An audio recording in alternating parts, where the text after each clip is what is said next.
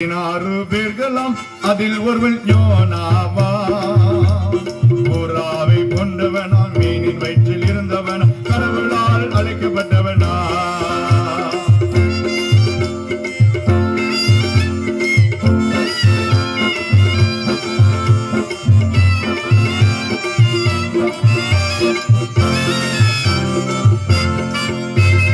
YONO சவுலின் வம்சமே, அவன் தகத்த பெயர் அகித்தாயிரே.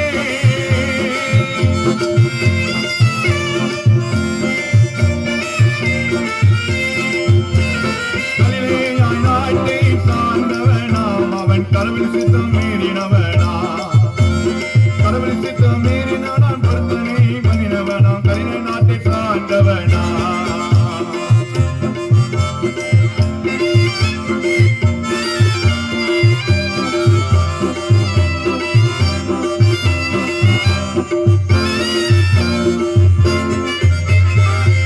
ஆண்டவரே, நான் நினைவேக்கு போக மாட்டேன்.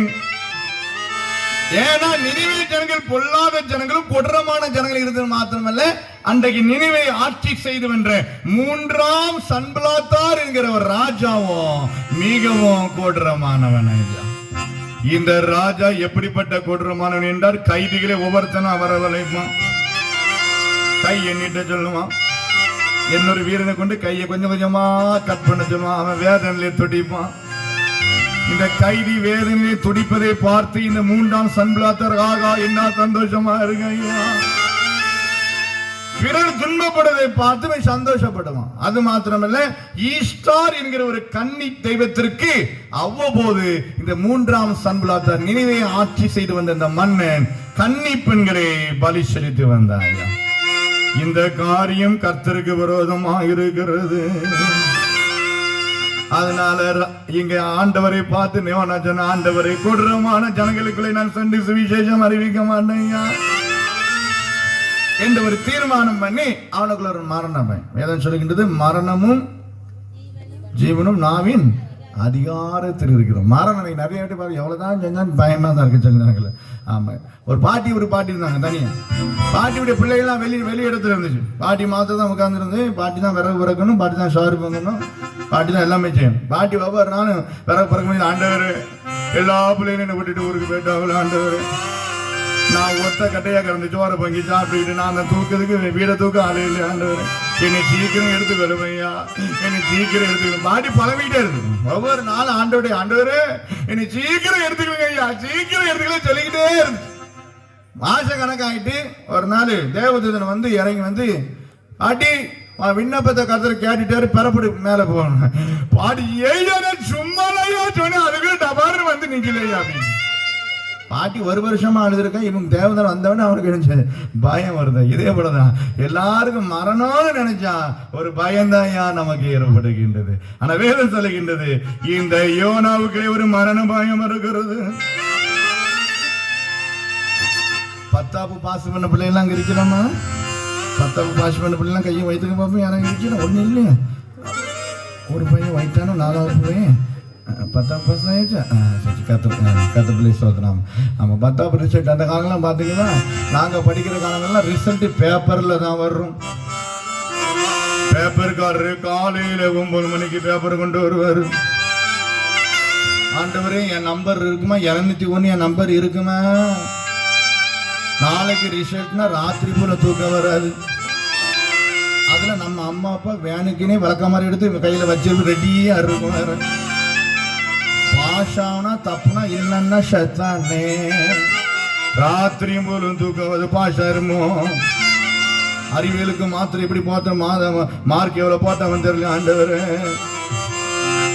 நானும் அந்த பரீட்சை எழுத முடிஞ்சு 10th பரீட்சை எழுத முடிஞ்சு எனக்குலாம் ஒரு மன்றம் எப்படின்னா எல்லா பரீட்சையும் எழுதிடுவேன். எல்லா பரீட்சையும் எழுதிட்டு, ஆமாம், கணக்கு சயின்ஸ்ல எழுதிட்டு நினைச்சோம்னா கொஸ்டின் எடுத்து கொஸ்டின்ல மார்க் போடுவேன். கொஸ்டின் நினைச்சுவேன், நம்ம டீச்சர் இறக்கப்பட்டு நான் 5 மார்க் 2 மார்க் போட மாட்டோம்னா ஒரு 3 மார்க் போட்டோம். அப்படியே போட்டு போட்டு போட்டு போட்டு பார்ப்பேன். எனக்கு என்ன எல்லா டீச்சர் சொல்லுவாங்க, இல்லை பரீட்சை முடிச்ச உடனே கடைசியில் 10 நிமிஷத்துல பெரட்டி பாரு, நம்பர்லாம் கரெக்டாக போட்டிருக்கியா, கோடெல்லாம் கரெக்டாக போட்டிருக்கியா, சீரியல் நம்பர்லாம் கரெக்டாக போட்டிருக்கியா, அதை நீ கரெக்டாக செக் பண்ணி சொல்லுவாங்க. நான் அதை செக் பண்ண மாட்டேன். டீச்சர் எவ்வளோ மார்க் போட சொல்லி நம்ம செக் பண்ணிக்கிட்டே அப்படிதான் பரீட்சை எழுதிட்டு 10 நிமிஷம் இருந்து கொஸ்டின் பேப்பர்ல மார்க் போட்டுட்டு இருந்தேன். மொத்தமா கூட்டி பார்க்க 32. ஆண்டவர் சீக்கிரம் அதுக்கு ஒரு ரப்பர் வச்சு அடிச்சுட்டு அடுத்த ஒரு மார்க் போடுற. ஆண்டவர் டீச்சர் கொஞ்சம் வீட்டுக்காரர்கிட்ட சண்டை போடாம வந்து திருத்தினா நல்லா இருக்குமே ஆண்டவர். சில டீச்சர் மாதிரி வீட்டுக்கிட்ட சண்டை போட்டாச்சுன்னா பேப்பர்ல டீச்சருங்க சண்டை போட்டுருவாங்க. நம்ம நல்லா எழுதினாலும் சிக்கலாயிரும், நல்லா எழுதினாலும். ஆமா, எங்க நாங்க படிக்கிறதெல்லாம் அப்படி இருந்துச்சு. ஆனா ரிசல்ட் வர வச்சா பயமா இருக்கும். ரிசல்ட் அவன் பேப்பர் வந்து அவருக்கு ராத்திரிலாம் தூக்க டப்பு அந்த பேப்பர் நேர பேப்பர் வாரம் வந்து நான் அந்த தொம்பு அவளே ஒருத்த மேல உளுத்து ஏன் நம்பர் இருக்கா நம்ம சின்ன நம்பரை தடையெல்லாம் பார்க்க முடியாது. பார்க்க 702 இருக்கும், 703 அவுட்டு. ஆண்டவரே போயிட்டு 704 இருக்கு. ஒரே சந்தோஷம். வீட்டுக்கு போனா வீட்டுல ரொம்ப வரையிருப்போம் இருக்கும். ஆமா, விக்கெட் ஆயிட்டா விளக்கமாற அடிக்க அடியில நேரம் 2 நாள் வீட்டுக்கு வர முடியாது. அவ்வளவு பயம். ஆனா இப்ப ரிசல்ட் வருது. இப்ப ரிசல்ட் நாளைக்கு வருதுன்னா வீட்டுல உள்ள பெற்றோர்களுக்கு பயந்து என் பிள்ளை பாஸ் ஆயிடுவானோ, ஏன் கிரேஸாக்கா உங்க பிள்ளை நல்லா எழுதிருக்கீங்க, என் பிள்ளை ஒரு மாதிரி தான் எழுதிருக்கான் என்னன்னு தெரியலாக்கா, நாளைக்கு அதான் தான் தெரியும். இந்தாக்கா என் பிள்ளைன்னு சொல்ல உங்க பையன் அவன் நல்லா தூங்கிட்டு இருக்காங்க. அவன் எழுப்பி ரிசல்ட் வருதுடா. ரிசல்ட் வந்தானா மரமா பண்ணானா அது பிரச்சனை இல்லை. அவனுக்கு பெற்றோர்கள் தான் பயந்துட்டு இருக்காங்க. ஆனா இங்க பார்க்கிறோம் யோனாவுக்குள்ள ஒரு பெரிய ஒரு மரண பயம். ஆண்டவரை நான் நினைவுக்கு போக மாட்டேன். ஆகவே ஆண்டவருடைய சித்தத்தையும் கடவுளுடைய திட்டத்தையும் அவன் மாற்றி அமைக்கிறான். ஆண்டவர் யோனாவுக்கு நினைவேக்கு போக சொல்லும்படியான பிரத்யேகமாக அழைப்பு கொடுக்கின்றார். ஆனால் யோனாவோ கடவுளுடைய சித்தத்தையும் கடவுளுடைய திட்டத்தையும் மாற்றி அமைக்கின்றானே. ஆண்டோடைய சித்தத்தை விலகி போகும்படி 2-3 சொல்கிறது. அவன் யோப்பா என்கிற பட்டணத்திற்கு போய் தரிசீசுக்கு கப்பல் ஏறும்படியாக பிரயாணப்பட்டான். அதுக்கு ஆயத்தப்படுத்துறான். அந்த காலங்களில் பார்த்தீங்கன்னா ஒரு ஊர்ல இருந்து மறுநாள் ஊருக்கு போனா நம்ம ஆயத்தப்படுறோம். அந்த காலங்களில் பாம்பே மெட்ராஸுக்கு போகணும். பாம்பேக்கு போகணும்னா ராத்திரி மணி யாரெல்லாம் பாம்பே மெட்ராஸுக்குலாம் ட்ரெயினில் போனாலும் கொஞ்சம் கையை வைத்துக்க பார்ப்போம். ஒரு இதெல்லாம் பார்க்க பாம்பே மெட்ராஸுக்கு ட்ரெயினில் போனாலும் கையை நல்லா வேகமாக வைத்துக்கோமா. ரொம்ப சந்தோஷம். கத்தவங்க ஆசிரியப்பா போகாத ஆளுக்கு இருக்கு. எப்படி பக்கத்துல நாளைக்கு கோயம்புத்தூருக்குனாலும் நினைச்சிருப்போம் போயிருப்போம். அப்போ அந்த காலத்தில் பாம்பேக்கு மெட்ராஸுக்குலாம் போனால் ராத்திரி முழுக்க தூக்கம் வராது. ஆண்டவரே நான் பாம்பேக்கு போறேன் நான் இன்னும் 2 டான்ஸ் ஆடினா ஸ்டேஜ் அத்துட்டு போனாலும் போயிரும்போது தெரிஞ்ச ஆண்டவரே. ஒரு ஊரில் அப்படிதான் ரொம்ப ஆர்வ கோளர்ல ரொம்ப டான்ஸை ஒன்று போட்டுட்டு அது டம்முன்னு கால் ஒன்று உள்ள போயிட்டு. இதை நான் பார்த்தவொடனே எந்த ஊருக்கு போனாலும் கோயில் எப்படி இருக்குன்னு பார்க்க முடியும். ஸ்டேஜ் காங்கிரீட்ல போட்டிருக்காங்களா இல்லை பலகையில் அடிச்சிருக்காங்க. பலகையில் அடிச்சா அடக்கி வாசி ஆடம்பரத்தில் ஒரு மாதிரி தான் ஆடுதுன்னு. சரி இருந்தாலும் கட்டுறது சோத்திரம் ஆண்டவர் பாதுகாப்பார். அந்த நல்லா கடற்கரை மணலையாக இருக்குது. ஐயா ஏற்கனவே 5 மணிக்கு வந்திருக்கு. நல்லா பீச் இருக்குது பார்க்கலாம். நான் பெறப்பட்டதே 6 மணிக்கு வர வழியில் இருந்தாலும் கட்டுறதுக்கு சோத்திரம். அந்த நாட்களே மிக வித்தியாசமான காலங்களை நம்மால் உணர முடிகின்றது. பாம்பேக்கு போகணும், மெட்ராஸுக்கு போகணும். ராத்திரி எனக்கு பாம்பேக்கு போடுறோம், மெட்ராஸுக்கு போடுறோம். அந்த காலம் பார்த்து நம்ம அம்மா அப்பா என்ன செய்வாங்கன்னா புளிச்சோறு கிண்டுவாங்க. அப்படிதானே புளிச்சோறு கட்டிக்கலாமா. நல்லா புளிச்சோறு ராத்திரி ஃபுல்லாக நல்லா கிட்ட அந்த புளிச்சோறு கிண்ட மன கப்புன்னு நினைச்சோம். மன கப்புன்னு வரும். புளிச்சோறு கட்டி நல்ல துணியை வச்சு இலையை வச்சு உலகாண்டு வச்சு நம்ம உள்ள ஒரு குழியை தோண்டி உலகாண்டு துவையில உள்ள அரைச்சி இங்கே ஒரு கட்டு இங்கே ஒரு கட்டு. ஆமாம், துணிமணி ட்ரங்கு பட்டி வெயிட்டு குறை தான் இருக்கும். ஆனால் சாப்பாடு வெயிட்டு பெரிய. ஆமாம், ட்ரெயின்ல யாரையும் உட்காரணும். இடத்த பிடிக்க சண்டை போட்டு தான் ஏறுவாங்க. ஒருத்தர் பற கிட்டத்தில் பண்ணோன்னு அந்த அக்கா முன்னால ஒரு அக்கா ஏக்கா உங்களுக்கு எந்த ஊருக்கு ஏக்கா எனக்கு கோடாவளி கோடாவளியா அப்போ உங்களுக்கு எனக்கு ஒவ்வொரு ஏன் கம்மர் சொந்தக்காரில் ஆயிட்டோம்க்கா. வர இந்த அக்கா கொஞ்சம் புளிச்சோரை உடைச்சு அந்த அக்காளுக்கு கொடுக்கும். அந்த அக்கா லெமன் சோரை உடைச்சு இங்கே கொடுக்கும். 2 பேரும் மாற்றி சாப்பிட்டுட்டே பாம்பே போவாங்க. ஆனால் இப்போ புளிச்சோரையை அங்கே மாற்றி இங்கிருந்துங்க மாற்றா கழுத்தில் உள்ள 10 போனே டபக்குன்னு கொண்டு போயிடுறாங்க. இப்போ டபக்குன்னு நினைச்சிருவான். ஆனால் அந்த காலங்களில் அந்த சாப்பாடு சந்தோஷமாக சாப்பிடுங்க, மிக மகிழ்ச்சியாக இருக்கும். அந்த புளிச்சரை உடைச்சாச்சுன்னா அவ்வளோ மனமாக இருக்கும். அவ்வளோ மனமாக நினைச்சோம், அவ்வளோ ருசிகரமாக இருக்கும். பாம்பேக்கு போகும்போது இப்போ 3 நாள் எல்லாரும் ஒரே குடும்பமாக வந்துருவாங்க. 3ஆம் நாள் போனவொடனே என்னமோ 30 வருஷம் பழகினமே தான். போயிட்டு வரோம், அன்னைக்கு போயிட்டு வாங்க. கண்ணெல்லாம் மலையாக கிடைக்க நாட்டாட்ட அது ஒன்று எங்கே அது எங்கே போகும் தெரியாது, இது எங்கே போகும் தெரியாது. 3 நாள்ல நினைச்சிடும். அந்த காலம் அப்படிதான். புளிச்சோறு அவ்வளோ வித்தியா அவ்வளோ மனமாக இருக்காமா. இப்போம்னா புளிச்சோறு கிண்ட சொல்லியாச்சுன்னா புளிச்சோறு கிண்டி கட்டி வச்சு தந்துருந்தாங்க. அப்புறம் அவுக்கு மொச்சில் கையை வச்சுன்னு உடைக்க முடியும்.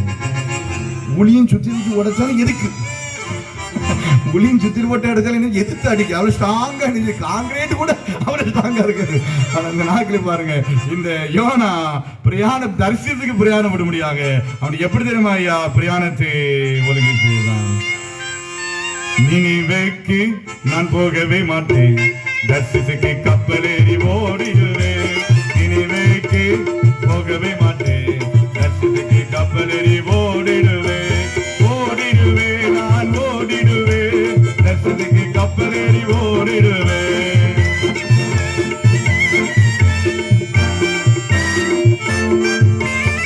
நினைவுக்கு போகவே மாட்டேன், நினைவுக்கு நான் போகவே மாட்டேன், தரிசனத்துக்கு கப்பலேறி ஓடிடுவேன்.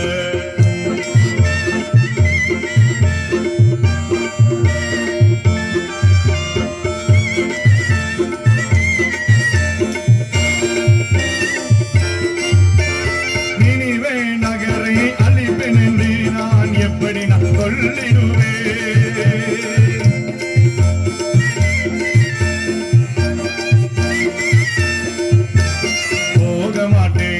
சொல்ல மாட்டேன், என்னை விட்டு விடுங்கள். போக மாட்டேன், நான் செல்ல மாட்டேன், என்னை விட்டு விடுங்கள்.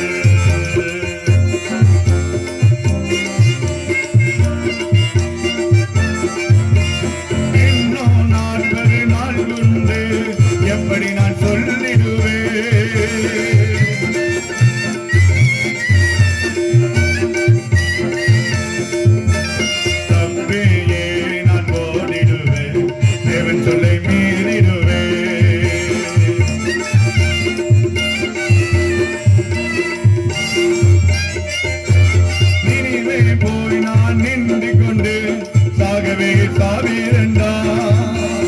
அடிப்பாங்களே, என்னை உதைப்பாங்களே, கல்லெறிந்து கொள்ளுவாங்களே.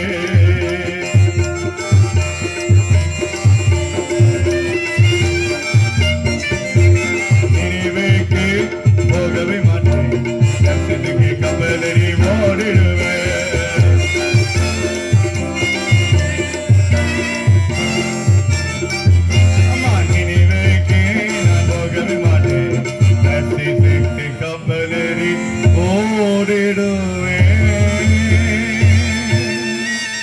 யோனா பிரயாணப்படுகின்றான்.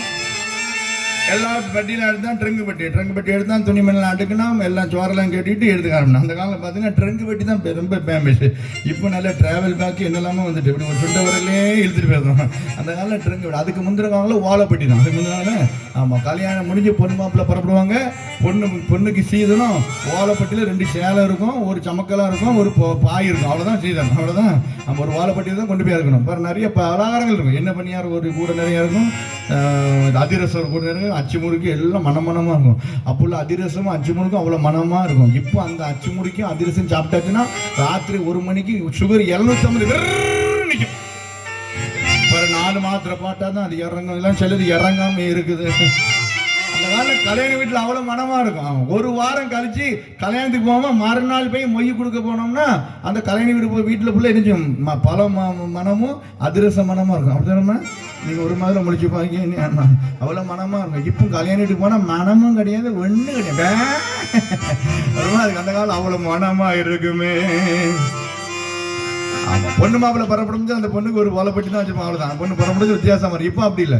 இப்போ நிறைய சீதனம் அதுக்கு அந்த காலத்துக்கு பிறகு ஆமாம் மர்மமாக இப்போ சீதனம் என்னன்னு எல்லாமே கருங்கல்லில் தான் கொண்டு இறக்கியிருக்கான். அம்மி கல், உரலு கல், ஆட்டு உரலு கல், எல்லா கல்லுமே மாமியார் தலையில கொண்டு போடுறோமோ.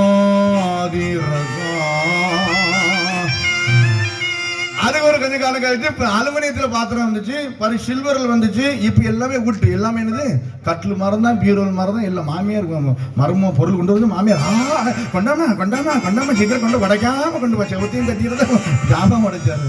அந்த காலம் அப்படி இல்லை. ஒரே ஒரு ஓலைப்பட்டில் 2 சேலை தான் இருக்கும், ஒரு சமுக்காலம் இருக்கும், ஒரு 2 ஒரு தலைவாணி, அவ்வளோதான், ஒரு பாய், அவ்வளோதான் சீதன். அவ்வளோதான் சீதன். பிறகு அரிசி அந்த காரியங்கள் தான் இருக்கும். இந்த காலங்கள் அப்படி இல்லை, வித்தியாசத்தை பார்க்கணும். அந்த காலம் பொண்ணு புறப்படும் சொல்லி அழுதுகிட்டே போகும். பொண்ணு மாப்பிள்ளை வருவார், தாலியை கட்டி முடிச்சுட்டு பிறகு மாப்பிள்ளை பொண்ணை கூட்டிட்டு எங்கே போகணும்? பொண்ணை கூட்டி எங்கே போகணும்? உங்களுக்கு நல்லா ஷேர் போட்டு கொடுத்துருக்கு. நாங்களாம் சின்ன பிள்ளைங்க ஷேர்லாம் கட்டிட்டு கீழே தான் பேன். ஆமாம், இப்போ 5 வயசு பிள்ளை எங்கள் குறுக்கெல்லாம் வழி தான் இருந்தாங்க சார். ஆமாம், நல்ல பிள்ளைகள் கத்துற பிள்ளைங்க ஆசிரியர். இப்போ கீழே இப்போ நானும் கீழே உட்காந்து எஞ்சிக்கிற மாட்டேன். அது விஷயம் வேற. நானும் கீழே உட்காந்து ஜெய்சிபி தான் நம்மளை தூக்கணும். வேற ஒண்ணுமே செய்ய முடியாது. எல்லாருக்கும் அந்த நிலைமை ஆகி போச்சு. அந்த காலம் அப்படி குனிந்து நிமிர்ந்து நினைச்சுவார்கள் நம்ம முன்னோர்கள் இருந்தார்கள். அந்த காலத்தில் மாப்பிள்ளை தாலி கட்டிட்டு இப்போ பொண்ணை கூட்டிட்டு ஊருக்கு போகணும். அப்படிதானமா? இப்போ அவங்க ஊருக்கு இருந்துச்சு புகுந்த விட்டு போகணும்.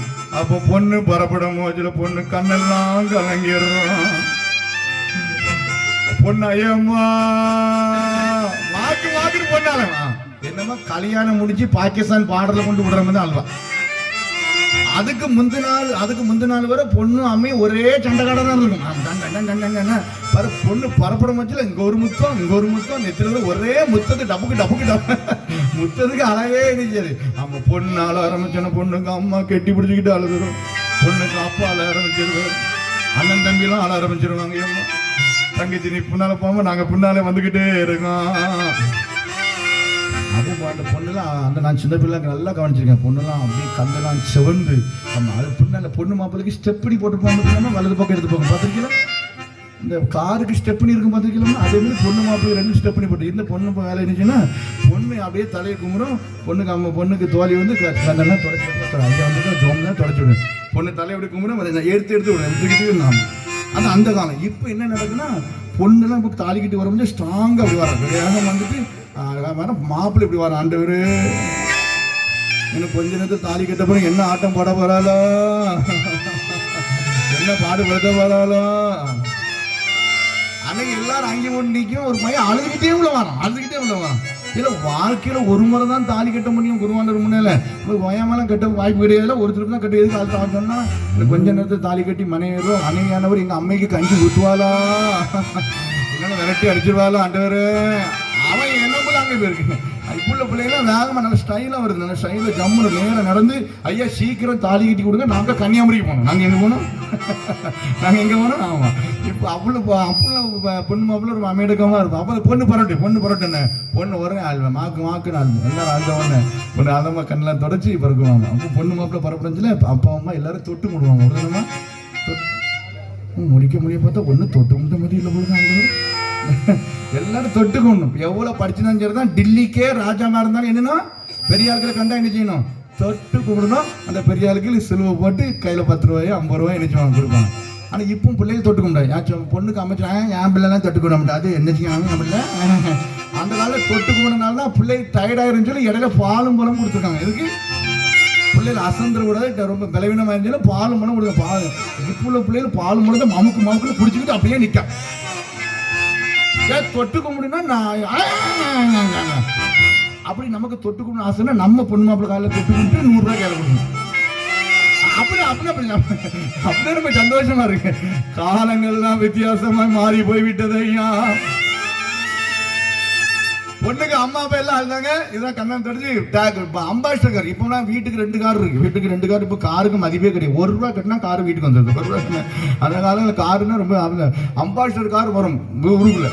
அம்பாசிடர் கார் பொண்ணு மாப்பிள்ள ஊருக்கு வந்தா அப்பா கார் வருது, காரு அவன் டவுசர் காட்டிக்கு ஒரே மேலே ஏறி தொப்புன்னு மேலே வந்துதான். அவன் நானும் டவுசர் போட்டு ஏறி இருக்கேன். அவன் டவுசர் போட்டு ஏறணும் பார்த்தா டவுசர் டர்னு கீழே இறங்கிட்டு ஆண்டவரு. ஆமா, அப்போலாம் டவுசருக்குள்ள ரொம்ப ஸ்ட்ராங்கா இருக்கா. பெல்ட் வாங்க துட்டு கிடையாது. பெல்ட் வாங்க. ஆமா, பெல்ட் வாங்க. அதனால இறங்கல டிரைவர் ஒரே அடி அது கீழே இறங்குது. அவ்வளோ வித்தியாசமா. பொண்ணுக்கெல்லாம் டிக்கை திறந்து எல்லாம் சாமான் ஏற்றியாச்சு. எல்லாம் மாப்பிள்ளை பொண்ணு உள்ள ஏறியாச்சு, மாப்பிள்ளையும் உள்ள ஏறியாச்சு. எல்லாரும் அனுப்பிட்டாச்சு. மாப்பிள்ளை எல்லாரும் அனுப்பிட்டாங்க. ஆனா பொண்ணுக்கு அப்பா மாத்திரம் ஐயோ எம்மா 8 ஒரே அழுவேன். மாப்பிள்ளை இதெல்லாம் உடைய ஐயோ மாமா என்ன அழுதுக்கு வந்து 2வது டோரை திறந்து மாமா நீங்க அழுவுங்க மாமா, நீங்க அழுவ அழுதுருவேன். உங்க மகனா வெங்காயம் கூட உரிக்க விட மாட்டேன் மாமா. ஆமனார் சொன்னார் ஏன் மருமவனே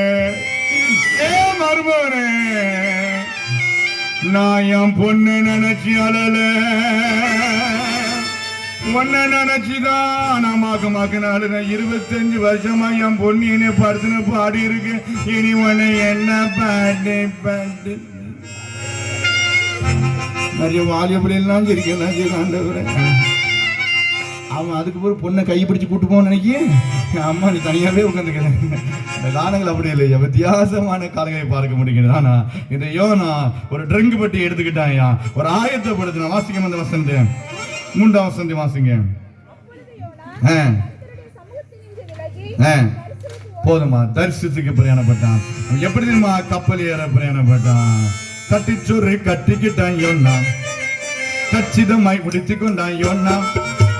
கப்பலுக்கு பணம் எடுத்தான் யோனா, கத்தரையே மறந்து போனா போனா.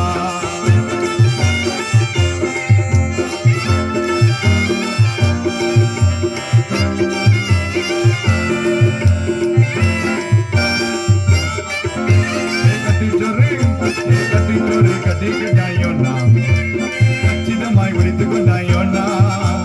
கப்பலுக்கு பணம் எடுத்தான் யோனா, கத்தரை நம்பியே போனாம் போனால் என்று நித்தமீறி நான் போக துணிந்தான். தேவையான பொருளை எடுத்தான்.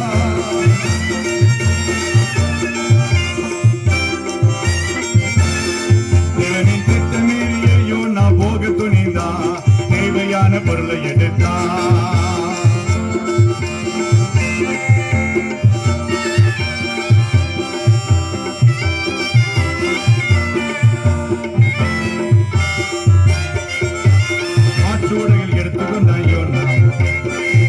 மாறி பவுடர் போட்டான் யோனா, துணிகரமாய் தேவனையே மறந்து புனிதமாய் புறப்பட்டு போனான் யோனா.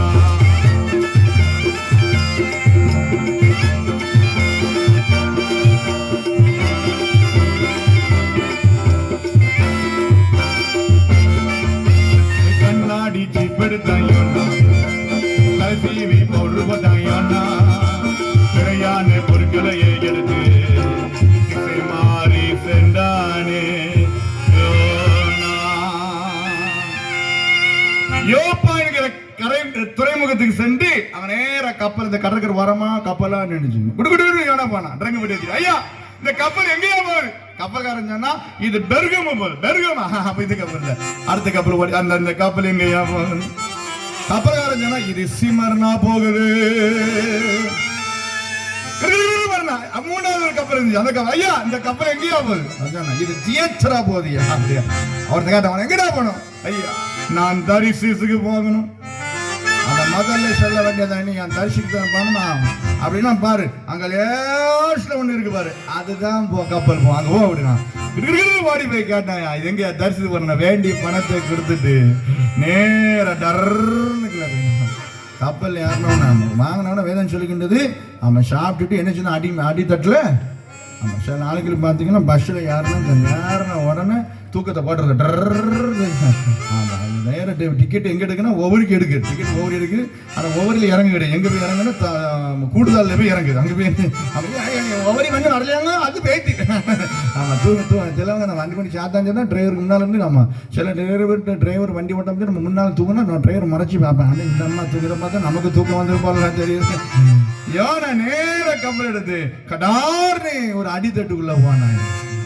கப்பல் பிரயாணம் மிக முக்கியமான பிரயாணம் அல்லவா? பிரயாணங்கள் மிக முக்கியமான பிரயாணங்கள். ஆகவே தரிசனத்துக்கு இவன் கப்பல் ஏறி யோனா அடித்தட்டுகளை போய் அப்படியே கொண்டு வந்த கெட்டிச்சார் அப்படி அப்புன்னு உடைச்சான். நல்லா சாப்பிட்டான், தண்ணி குடிச்சான். சாப்பிட்டவன என்னமா வரும்? பிள்ளைலாம் ஒரு மாதிரி முழுக்கி வருங்கால தாயமா இருக்குல்ல, இந்த பூ வச்சுட்டு அருமையா இருக்காது. என்னமா சாப்பிட்டவன என்ன வந்துடும்? அவன் ஒரு மாதிரி பார்க்காத நீ அந்த சாப்பிட்டவன என்னமா வரும்? தூக்கம் வரும். சாப்பிட்டோன்னே தூக்கணும். இப்படிதான் ஒரு முறை மெட்ராஸுக்கு பச்சனைக்கு போயிருந்தேன். மெட்ராஸுக்கு என்ன செய்யுது, மெட்ராஸுக்கு பச்சனை போயிருந்தேன். 3 நாள் பச்சனை கொடுத்தாங்க. அப்படி அங்கே உள்ளவங்க சொன்னாங்க நீங்களே ட்ரெயினில் டிக்கெட் புக் பண்ணி வந்துருங்க ஐயா அப்படின்னா. நாங்கள் சந்தோஷமாக மெட்ராஸுக்கு 3 நாளில் நம்ம பார்ப்போம்னு சொல்லி நேர நாங்குநேரிக்கு போய் வள்ளியூருக்கு போய் டிக்கெட் எழுதி கொடுத்தேன். அந்த டிக்கெட் கவுண்டரில் போய் நல்ல பேரெல்லாம் எழுதி கொடுத்து ரூபாய் கொடுத்துட்டு கவுண்டரில் உள்ளவன்னு சொன்னேன். அவன் ஹிந்திக்காரனாக இருந்திருக்கான். அவனுக்கு தமிழ்காரன் கிடையாது, ஹிந்திக்காரன். நான் பேரெல்லாம் எழுதி கொடுத்துட்டு உள்ள அந்த ஃபார்ம் உள்ள கொடுத்து நான் சொன்னேன். உள்ள இருக்கணும் பார்த்து எப்பா என் சைஸை பார்த்தியும் வெயிட் எப்படி இருக்கு பார்த்தியும், அதனால நல்லா இருப்பேன். என்னை தூக்கி லோயரில் போட்டுருங்க. என்ன சொன்னேன், அடி தட்டில் போட்டுருங்க. தூக்கி மேலே போட்டால் நான் ஏறிக்கிட மாட்டேன்னு. அதனால என்ன லோயர் பெர்த்ல போட்டுக்கன்னு சொல்லி எல்லாம் போட்டு கொடுத்துட்டேன். அவன் கொஞ்ச நேரத்தில் தூக்கிட்டு அடிச்சு கையில தர என்னை தூக்கி அப்பரில் போட்டுருக்கு. ஆண்டவரே எங்க மேல 3 ஷீட் உண்டு பார்த்தா ட்ரெயின்ல ஒண்ணு லோயர் மிடில் அப்பர் மேல போட்டு ஆண்டவர் என் தலையெழுத்து இப்படியா இருக்கு சொல்லி டிக்கெட் வாங்கிட்டு வீட்டுக்கு வந்தாச்சு. ஒரு வாரம் கழிச்சு இப்போ மெட்ராஸுக்கு போனோம். தாப்பெல்லாம் வாங்கிட்டு எல்லாம் வந்தாச்சு. ட்ரெயினில் திருநெல்வேலி ஏறியாச்சு. திருநெல்வேலி ஏசி கோச்சு தான் உள்ள ஏறி உட்காந்துருக்கோம். வந்தவொடனே எனக்கு ஓரத்தில் உள்ளவும் வரல. ஓரத்தில் அப்படின்னு தாண்டவர் இந்த ஓரத்தில் உள்ள வராமையே போகட்டும், நான் கீழே படுத்துக்கிடுவேன்னு எல்லாம் சாப்பிட்டாச்சு. வண்டி அப்படி கோயில்பட்டி தாண்டி டக்குன்னு போகுது. ஆமாம், ஒருத்தரும் வரல. மதுரை வந்து பார்த்தீங்கன்னா மதுரை வந்து ஜன்னல் எட்டி பார்க்கும். ஒருத்தர் என்னை விட டபுள் மடங்கு சைட்டு டம்முன்னு அடைச்சி வாரான். ஆண்டவர் கதை முடிஞ்ச ஆண்டவர் அவர் வந்து அவர் சீட்டில் உட்காந்து சாப்பிட்டாரு. ஐயா நான் படுக்க போயிருந்தேன். எல்லா நாளும் சங்கிலி எடுத்தாங்க. சங்கிலி டக்கு டக்கு டக்குன்னு 3 பேரும் படுத்துக்கிட்டோம். நான் மட்டும் கூப்பிட்டு ஊற்றிட்டே உட்காந்து ஆண்டவர் எப்படி மேலே போக முடியும் ஆண்டவர் பார்த்து இந்த மிடில் இருக்கு பார்த்தீங்கன்னா இடத்தட்டு மிடில் கிளாஸ் படம் சொல்லி தம்பி மறைச்சா நம்ம உள்ள இதுக்குள்ளேயே அட்ஜஸ்ட் பண்ணி படுத்துக்கிட்டோம்னா தலையை உள்ள விட்ட மாதிரி தலை உள்ள கிடக்கு, பாடிலாம் வெளியே கிடக்குது. அது உள்ள போக மாட்டேன்னு சொல்லுது. ஏன்னா பாடி அந்த உயரமும் கரெக்டா செட்டப்பா இருக்குது. ஒண்ணுமே செய்ய முடியாது. பாரு இந்த சைலோடு வந்து ஷடான உள்ள நெரிச்சு உள்ள தள்ளிட்டான வயல நினைச்சுதான் உள்ள தள்ளிட்டான். இனி 11 மணிக்கு உள்ள போயாச்சு. இனி விடிய காலம் 5 மணிக்கு தான் தாமரத்துக்கு நிற்கும். ஆமா, 5 மணி வரை உள்ள வெளியே வர 1 பாத்திரம் வந்தா கீழே ஒன்றும் செத்தான். ஒண்ணுமே செய்ய முடியாது, இறங்க முடியும். தாதருக்கு வந்தாதான் இணைக்க முடியும். தாதர் வந்தாதான் இறங்க முடியும். அவன் நல்ல நான் கொஞ்ச நேரம் அப்படி வந்து வண்டி கச்சுன்னு அசைல அவன் எனக்கு நேரம் வீட்டம்மா படுத்துருந்து அந்த செல்லாம் படுத்துருந்தாங்க. திடீர்னு ராத்திரி 1 மணி இருக்கும். டக்குன்னு ஒரு முடிவு திட்டிப்பாங்க. வீட்டம்மா அப்படி உட்கார்ந்துருக்கு. என்னம்மா நீ தூங்க இல்லையா? நல்லா தூங்குவேன், எல்லாம் நல்லா கொரட்டு போட்டுலாம் தூங்கி ஏன் மணி தூங்கல? அவன் நல்லா தூங்கிருக்கா. திடீர்னு எஞ்சி பார்த்துருக்கேன். திடீர்னு எஞ்சி பார்த்து நான் அவளுக்கு நேரம் மேலே படுத்து கிடந்தேன்னா அவன் நினைச்சிருக்கேன், ஆகா இந்த மனுஷன் மேலே படுத்து கிடக்காரு, நமக்கு மேலே சங்கிலி அர்த்தம், என் நிலைமை என்ன ஆகும்? அவன் விடிய காலம் 5 மணி வரை தூங்குற. 5 மணி வரை அதே போலதான் இந்த யானை அடித்தட்டுல போயிட்டு ஒரு தூக்கத்தை போட்டாயா, அருமையான ஒரு தூக்கத்தை. எப்படி தெரியுமா அந்த தூக்கத்தை அவன் போட்டிருப்பான்? நல்ல தூக்கத்தை போட்டான். தூக்கம் அவனுக்கு டர்ன்னு வர ஆரம்பிச்சு. தூக்கம் வந்த வேறு சொல்லி 4 அவசரம் கர்த்தர் சமுத்திரத்தின் மேல் பெருங்காற்றை. ஏன்னா ஆள் எங்க போகணும்? நினிமைக்கு போன நம்ம ஆள் எங்க போறாரு? நினிமைக்கு போகாம தரிசிசுக்கு அவன் கப்பல் ஏறினான். எப்படி தெரியுமா கப்பல் ஏறினான்? கடல் காற்று வந்ததாலே கடல் கொந்தளித்தது, கப்பல் மூழ்கும் மீனே கடலை இருந்தது, கவலையான இணையிலே கடவுளை தான் தேடின, கப்பலையோ ஜீவனையோ நீ காக்க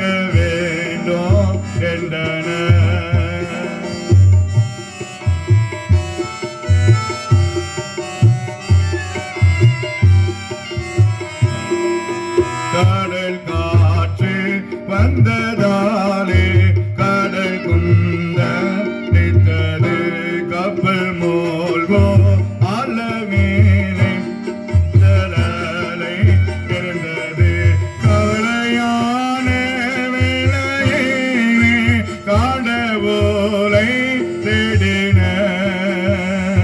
கப்பலையோ ஜீவனையோ நீ காக்கவே